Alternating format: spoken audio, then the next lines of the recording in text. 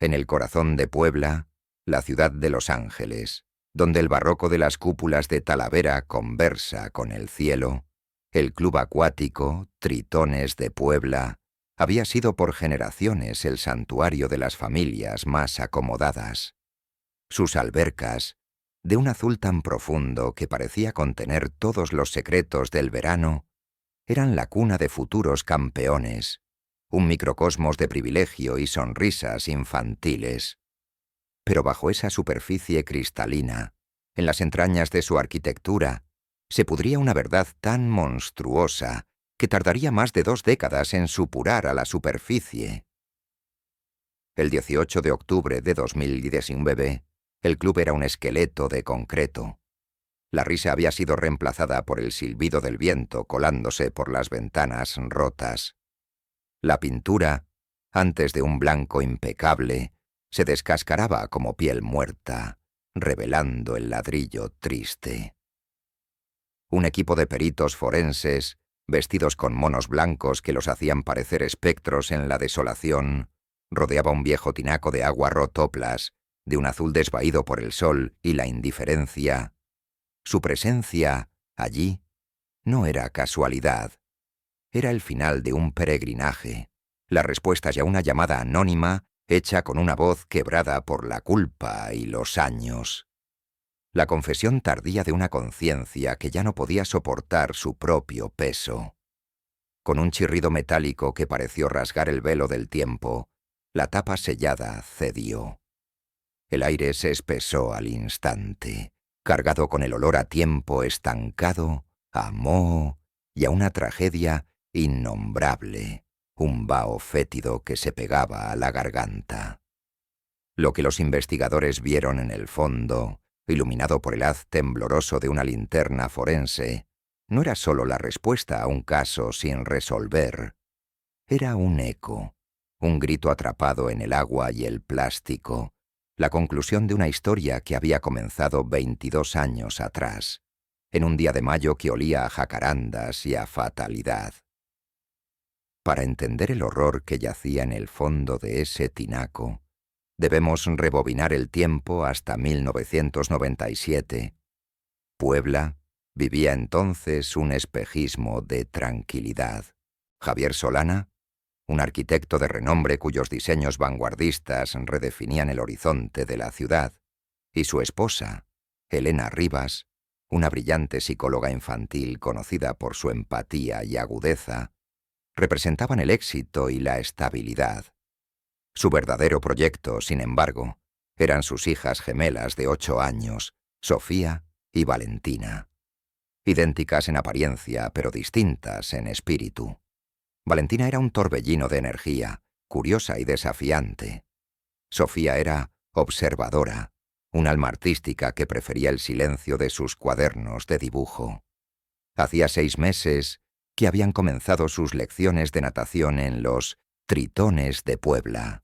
Su entrenador, Ricardo Vargas, un hombre de 34 años con una sonrisa de portada de revista y una reputación impecable, parecía la elección perfecta.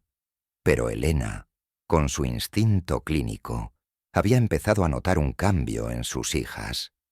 La alegría con la que antes iban al club se había transformado en una ansiedad silenciosa. Llegaban a casa con los ojos enrojecidos y un desgano que no correspondía a su edad. «El entrenador es muy estricto, mami», se quejó Valentina una tarde, con un hilo de voz. «No me gusta cómo me toca para corregirme la espalda». Sofía, a su lado, solo asentía, sus grandes ojos fijos en el suelo. Elena lo comentó con Javier, quien, ocupado y pragmático, lo desestimó. «Es un profesional, Elena. Así se forjan los campeones, con disciplina». Elena no quedó convencida. Había una sombra en la mirada de Vargas cuando hablaba con las niñas, una familiaridad forzada que le erizaba la piel. Decidió observarlo más de cerca. El 9 de mayo de 1997, el destino se precipitó. Esa tarde, solo Sofía regresó del club. Valentina se había esfumado. La confusión inicial de los padres se desgarró para dar paso a un pánico helado. Elena, con manos temblorosas, llamó al club. La voz impersonal de una secretaria le informó que la clase había terminado a su hora y que, hasta donde ella sabía, ambas niñas se habían marchado juntas. Ricardo Vargas, la última persona en haberlas visto, declaró a las autoridades que las vio salir del vestidor femenino alrededor de las 4:30.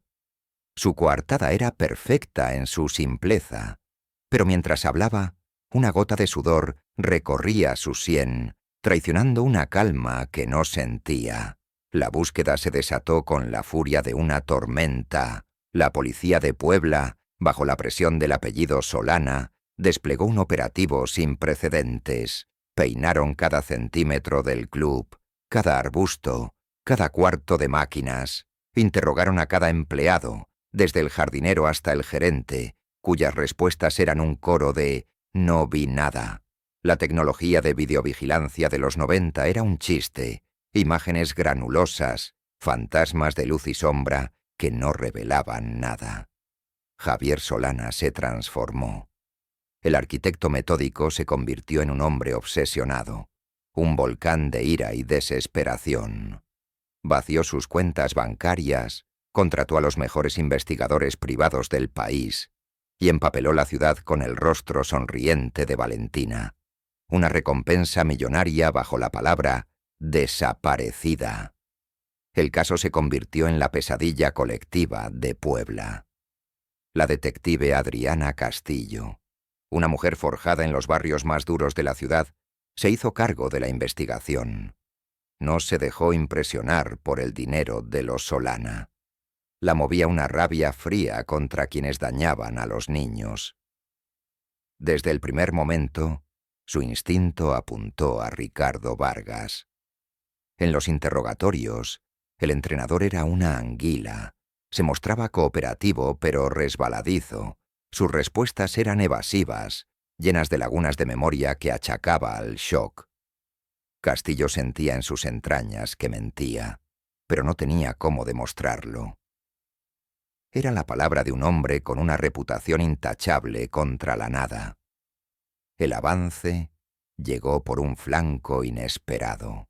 Castillo, revisando los archivos del club, descubrió una serie de quejas formales que Javier Solana había presentado contra Vargas en los meses previos, cuestionando sus métodos pedagógicos y sugiriendo su reasignación. La administración, temerosa de perder a su entrenador estrella, las había archivado. Javier, en una entrevista posterior, se quebró. Se lo dije. Le dije a ese maldito gerente que no me gustaba cómo ese tipo miraba a mis hijas. Me trataron como a un padre paranoico. Castillo profundizó. Entrevistó a otros padres. Varios recordaron con una culpa tardía que sus hijos también habían mencionado las sesiones especiales de Vargas en los vestidores. Un empleado de mantenimiento, un hombre apocado llamado Gabriel Soto, recordó haber visto a Vargas salir del área de almacenamiento del Gran Tinaco Azul en varias ocasiones, con la ropa inexplicablemente húmeda y una expresión furtiva. Pero en ese momento eran solo detalles sin sentido, piezas de un rompecabezas que nadie sabía cómo armar. Los años siguientes fueron un descenso al infierno. Se exploraron todas las teorías, se drenaron las albercas 2 veces, revelando solo azulejos rotos y monedas oxidadas. Se usaron perros de búsqueda, georradares. Nada, Ten Javier, consumido por la búsqueda, se distanció de su familia, de su trabajo. Su matrimonio con Elena se agrietó bajo el peso del dolor no compartido.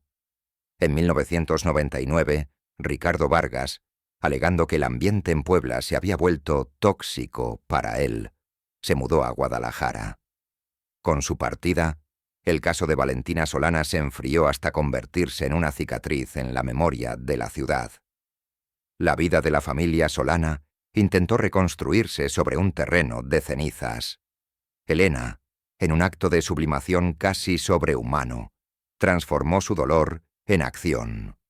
Fundó una pequeña organización de apoyo a familias con hijos desaparecidos. usando su experiencia profesional para guiar a otros en el laberinto que ella conocía tan bien. Javier se refugió en su arquitectura, diseñando edificios que parecían fortalezas, impenetrables. Y Sofía, la gemela silenciosa, creció bajo la sombra omnipresente de su hermana ausente. El trauma la moldeó. Se convirtió en una joven introvertida pero ferozmente inteligente. Encontró su voz no en las palabras, sino en las imágenes. Se graduó con honores como cineasta documental, una profesión que era, en el fondo, una continuación de la búsqueda. Su cámara se convirtió en su herramienta para enfocar la verdad, para contar las historias que yacían en la oscuridad. El 15 de septiembre de 2014, el pasado regresó con la fuerza de un tsunami. Sofía, ahora una mujer de 25 años, una cineasta emergente y aclamada, había viajado a Puebla para presentar su último documental. Se hospedaba en un hotel boutique del centro histórico. La noche del 15, después de una cena con amigos, desapareció. La noticia fue una explosión nuclear en la vida de los Solana. La desaparición de la segunda hija reactivó el caso de Valentina con una urgencia brutal. Las autoridades, ahora con tecnología y protocolos mucho más avanzados, buscaron conexiones. La conexión no tardó en aparecer. Y tenía el mismo nombre de siempre: Ricardo Vargas. Los registros telefónicos de Sofía revelaron una serie de llamadas y mensajes con un número de Guadalajara. Pertenecía a Vargas. El exentrenador la había contactado, diciéndole que, tras años de tormento, necesitaba confesarle algo importante sobre Valentina. La había atraído con el cebo más cruel, la promesa de la verdad. Se reunieron en un café.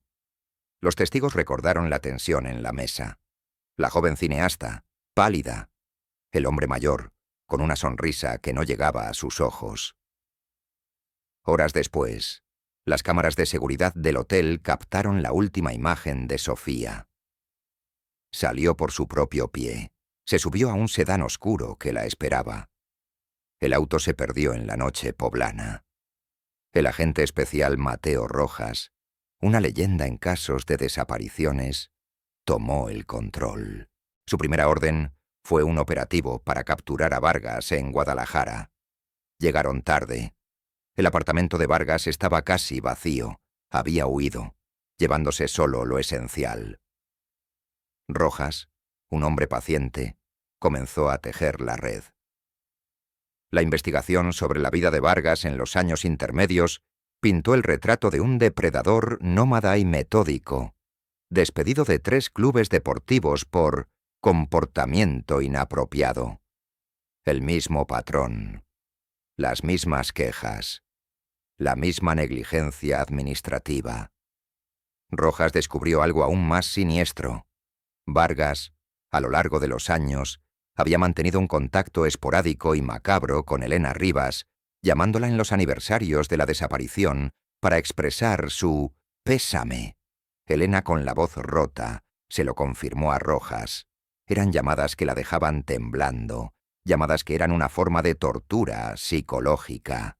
Se habían detenido en 2011, solo para reanudarse en 2014, justo antes de que contactara a Sofía.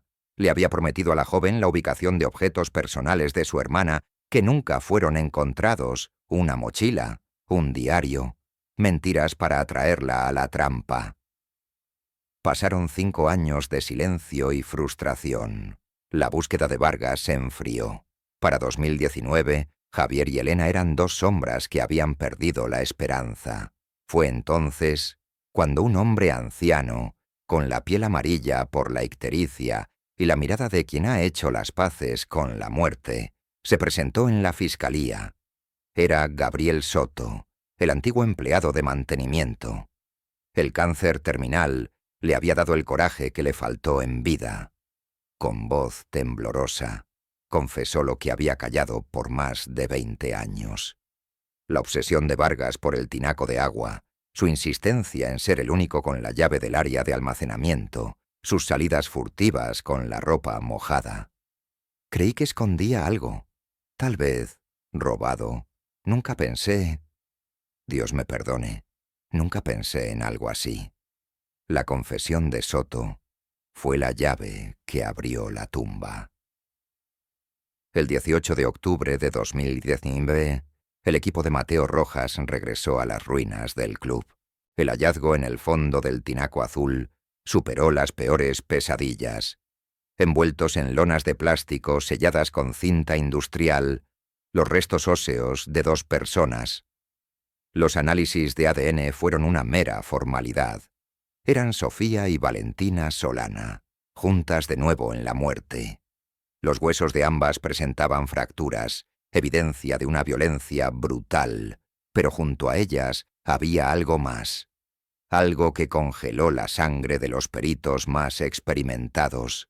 Una cámara de video Ichi-8, sellada al vacío en una bolsa de plástico, un milagro de conservación. Y a su lado, una colección de cintas. Las cintas fueron la voz de las víctimas. Su contenido, analizado en laboratorios especializados, era tan monstruoso que las transcripciones fueron clasificadas. No mostraban los asesinatos. Mostraban la sistemática tortura y el abuso que Vargas perpetró contra las gemelas y otros niños. Usaba las sesiones de técnica para aislarlos y grabar sus crímenes con una perversión clínica. Una cinta del 7 de mayo de 1997 mostraba un abuso particularmente violento que terminaba abruptamente.